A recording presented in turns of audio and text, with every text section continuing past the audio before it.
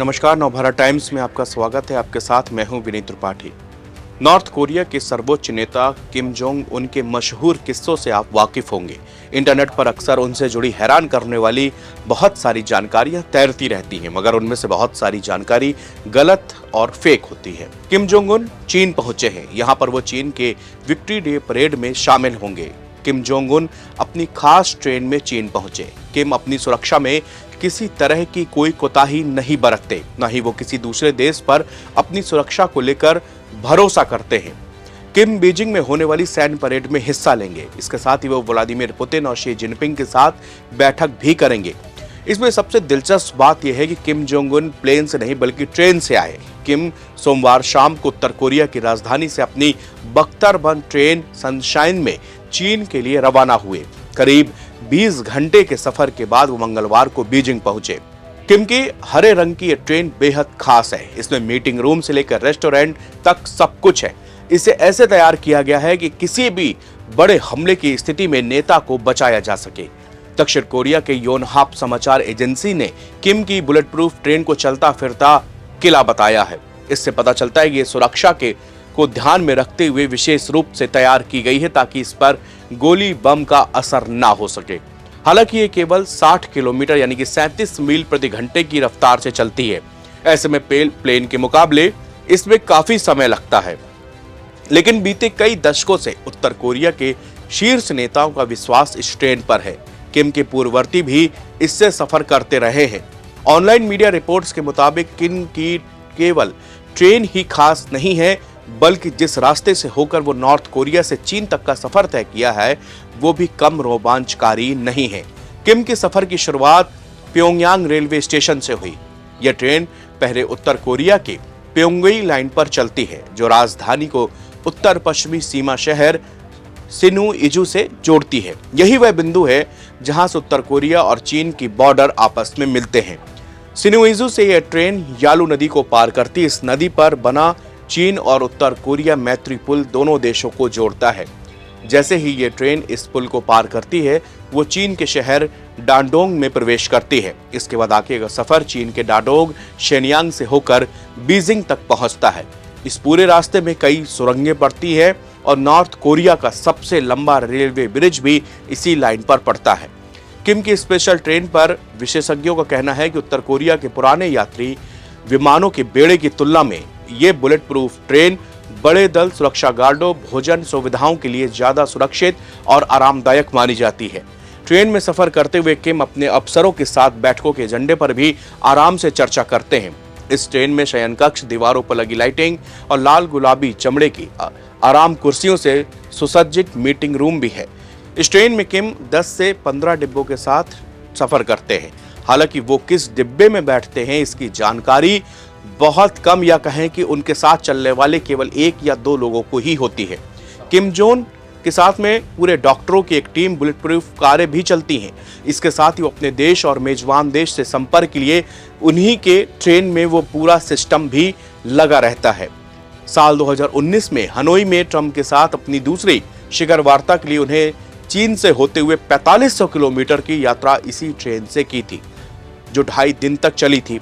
Train में Kim Jong मेज पर ही सोने से जड़ा लैपटॉप, कई फोन, सिगरेट का उनका खास डिब्बा साथ रखते हैं। ट्रेन की खिड़कियों पर नीले और सुनहरे रंग के पर्दे हैं। कथित तौर पर किम के पिता किम जोंग इल को हवाई यात्रा से डर था। इसकी वजह से वो लंबी दूरी की यात्राएं रेल से करते थे। इसे किम ने भी जारी रखा है। हालांकि वो प्लेन से डरते नहीं हैं। उन्होंने 2018 में डोनाल्ड ट्रंप के साथ सिंगापुर के शिखर सम्मेलन के लिए हवाई जहाज की यात्रा की थी। किम उन 26 विश्व नेताओं में शामिल हैं जो बुधवार को बीजिंग में होने वाले विशाल सैन्य परेड देखने के लिए चीनी नेता शी जिनपिंग के साथ शामिल होंगे। रूसी राष्ट्रपति व्लादिमीर पुतिन भी मौजूद रहेंगे। यह किम किसी बड़े बहुपक्षीय कार्यक्रम में इस तरह की उनकी पहली उपस्थिति हो रही है। चीन ने इस हफ्ते अमेरिका के वर्चस्व को चुनौती देते हुए अगला सुपर पावर बनने के लिए कदम बढ़ाया है। पिछले 3 दिनों में राष्ट्रपति शी जिनपिंग चीन के सबसे व्यस्त बंदरगाह वाले शहर तियानजिन में अंतर्राष्ट्रीय नेताओं की मेजबानी कर रहे हैं। लेकिन अब बीजिंग में ऐसे नेता बचे हैं या आने वाले हैं जो सीधे तौर पर अमेरिका के दुश्मन हैं, जैसे ईरान, रूस और खुद चीन। दरअसल 3 सितंबर को चीन की राजधानी बीजिंग में मिलिट्री डे की परेड होने वाली है। इसमें शामिल होने के लिए अमेरिका के दुश्मन जुटे हैं। ऐसा पहली बार हुआ है कि चीन में जो हो रहा है उसका खौफ अमेरिका तक में देखा जा रहा है। अमेरिकी मीडिया में उस दहशत को साफ तौर पर महसूस किया जा सकता है। बुधवार यानी कि 3 सितंबर को राजधानी बीजिंग में एक विशालकाय सैन्य परेड का आयोजन होने वाला है। इसमें अत्याधुनिक हाइपरसोनिक हथियारों, परमाणु सक्षम मिसाइलें और समुद्री ड्रोनों के साथ साथ हजारों सैनिकों की झलक भी दिखाई जाएगी। यानी एससीओ शिखर सम्मेलन के दौरान नरम दिखने वाला चीन अब अपनी कठोर शक्ति का प्रदर्शन पूरी दुनिया के सामने करने जा रहा है। सीएनएन ने लिखा है कि चीन निश्चित तौर पर अपने हिसाब से नए ग्लोबल ऑर्डर को, नए नियमों को लिखने का प्रयास कर रहा है। अब वो पश्चिमी देशों को चुनौती देने से नहीं डरता। राजधानी बीजिंग में होने वाली इस मिलिट्री डे परेड में शामिल होने के लिए रूस के राष्ट्रपति व्लादिमीर पुतिन पहले ही पहुंच चुके हैं, जबकि गेस्ट लिस्ट में ईरान के राष्ट्रपति मसूद पेजेश्कियन और उत्तर कोरिया के तानाशाह किम जोंग उन का भी नाम है। गेस्ट लिस्ट में वाशिंगटन में थिंक टैंकों को परेशान कर दिया है और उन्होंने चीन को लेकर अमेरिकी नेताओं को गंभीर चेतावनी भी दी है। चीन में उस वक्त मिलिट्री डे परेड हो रहा है जब डोनाल्ड ट्रंप ने अमेरिका के सहयोगी देशों को बुरी तरह से नाराज कर दिया है।